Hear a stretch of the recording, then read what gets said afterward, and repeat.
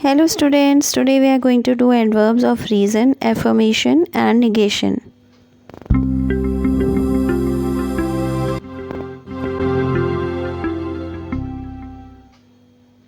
An adverb of reason provides a reason behind an action.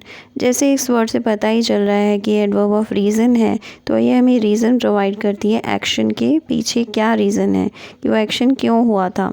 They are used to answer the question why. Okay ये हमें बताते हैं कि कोई भी एक्शन क्यों हुआ था, तो इस क्वेश्चन को यानी कि वाई को आंसर करती हैं. Examples of adverbs of reason include therefore, दस, consequently, hence, so, accordingly, because and since. तो ये सारे जो वर्ड्स हैं ये एडवर्ब्स ऑफ रीज़न के एग्जाम्पल्स हैं. ओके इनमें से कुछ वर्ड्स हैं जो हम कंजंक्शंस में भी करते हैं. ठीक है. Adverbs of reason are also sometimes refer to as adverbs of purpose.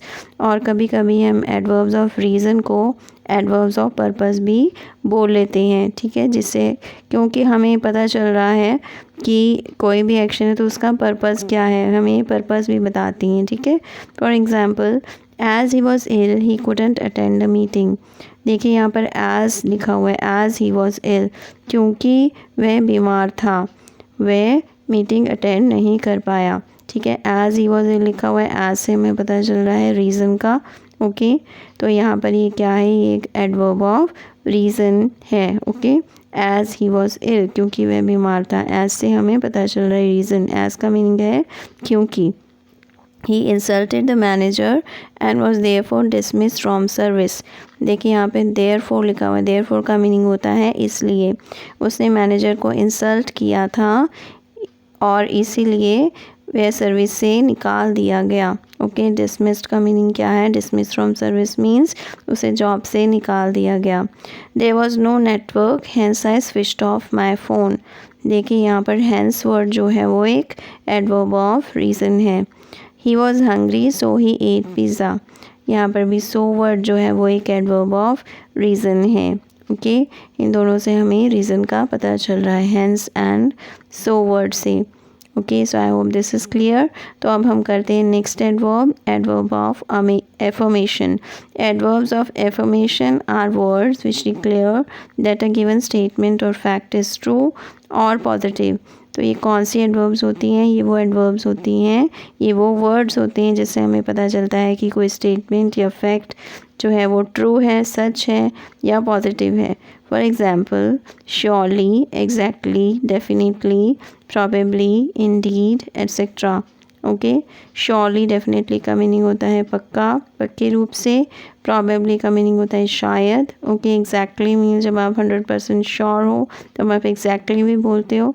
Okay या आप एग्री करते हो किसी के साथ तो आप एग्जैक्टली वर्ड बोल देते हो.